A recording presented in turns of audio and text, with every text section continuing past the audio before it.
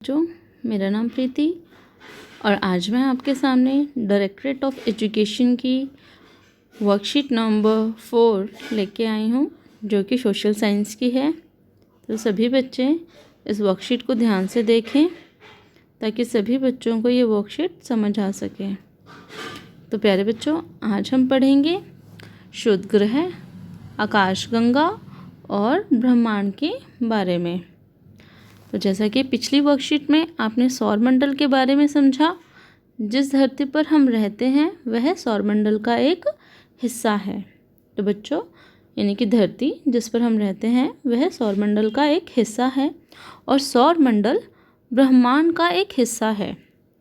जो सौरमंडल है जिसमें सभी ग्रह उपग्रह होते हैं, तो वो सौरमंडल बच्चों ब्रह्मांड का एक हिस्सा है। आइए समझते हैं कि ये ब्रह्मांड क्या है। तो बच्चों, आज हम ब्रह्मांड को देखेंगे कि ब्रह्मांड क्या है। दिन में हम सूरज को चमकते हुए देखते हैं और रात में हम आकाश में हजारों टिमटिमाती हुई वस्तुओं को देखते हैं। सूर्य और इन सभी टिमटिमाती वस्तुओं को खगोलीय पिंड कहा जाता है। हमने पिछली वर्कशीट में भी देखा था कि आकाश में जितने भी टिमटिमाती हुई वस्तुएं होती हैं उनको हम खगोलीय पिंड कहते हैं। यूनिवर्स सबसे बड़ी इकाई है जिसमें हम रहते हैं। यह सभी गैलेक्सी का एक संग्रह है। यानी कि बच्चों, जिसमें हम रहते हैं यह सभी गैलेक्सी का एक संग्रह है। गैलेक्सी को एक ऐसी ही इकाई के रूप में माना जाता है जिसमें अरबों सितारे, धूल के बादल, गैसें, शुद्ध ग्रह, उल्कापिंड और अन्य खगोलीय पिंड शामिल हैं। तो बच्चों, हम देखेंगे कि यूनिवर्स जो है उसमें सभी ग्रह, गैलेक्सी और जितने भी आ जाते हैं चीज़ें, चाहे वो सितारे हैं, धूल के बादल हैं, सबको मिलके क्या बनाया जाता है? यूनिवर्स। यानी कि एक एग्जांपल ले लेते हैं।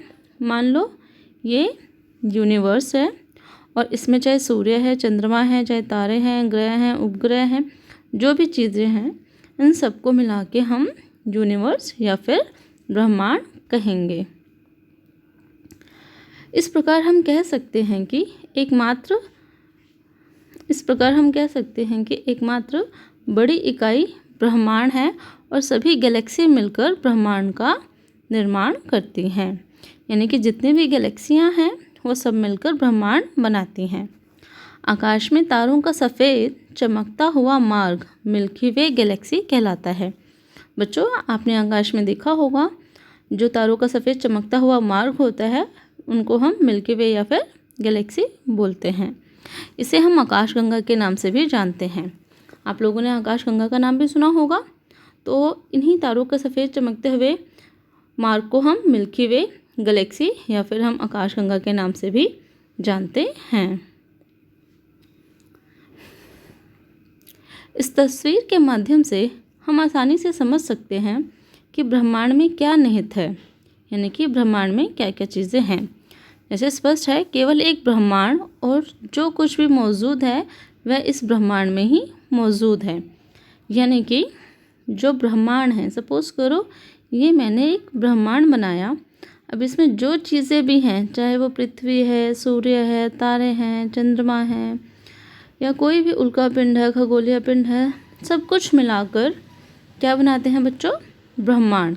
यानी कि ब्रह्मांड में सब चीज़ें मौजूद हैं। अब हम कुछ फैक्ट्स को देखेंगे बच्चों। सितारों, ग्रहों और उपग्रहों के अलावा ब्रह्मांड में कई छोटे खगोलीय पिंड भी हैं। ये सूर्य की परिक्रमा भी करते हैं।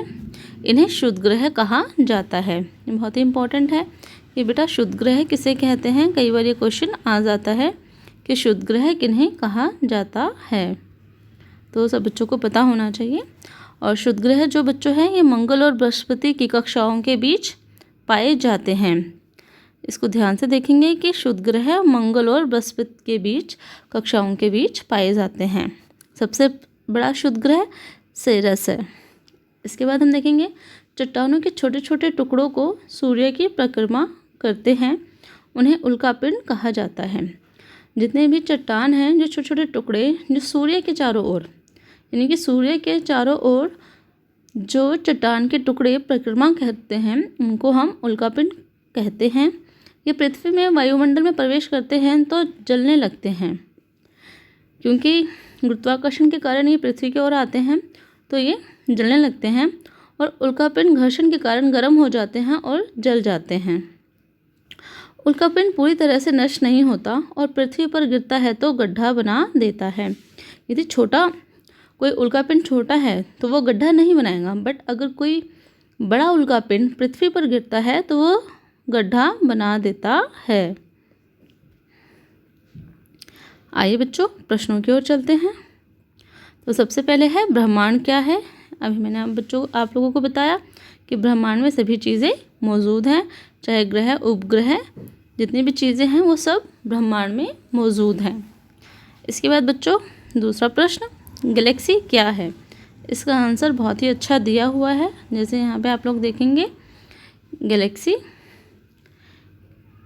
यहाँ से गैलेक्सी को एक ऐसी इकाई के रूप में माना जाता है जिसमें अरबों सितारे, धूल के बादल, गैसें, शुद्ध ग्रह, उल्कापिंड और अन्य खगोलीय पिंड शामिल हैं। ठीक है बच्चों, तो ये आंसर है इसका दूसरे का, खगोलीय पिंड जो है गैलेक्सी किसे कहते हैं। इसके बाद हम देखेंगे तीसरा प्रश्न। अभी हमने ये देखा कि शुद्ध ग्रह डैश और डैश की कक्षाओं के बीच में पाए जाते हैं। तो शुद्ध ग्रह कौन से कक्षाओं के बीच में पाए जाते हैं बच्चों। शुद्ध ग्रह जो है हमने देखा यहाँ पे मंगल और बृहस्पति के बीच में पाए जाते हैं। तो यहाँ पे इसका आंसर है कि मंगल और बृहस्पति की कक्षाओं के बीच पाए जाते हैं। फिर है कल्पना कीजिए अगर कोई उल्कापिंड पृथ्वी से टकरा जाए तो क्या होगा।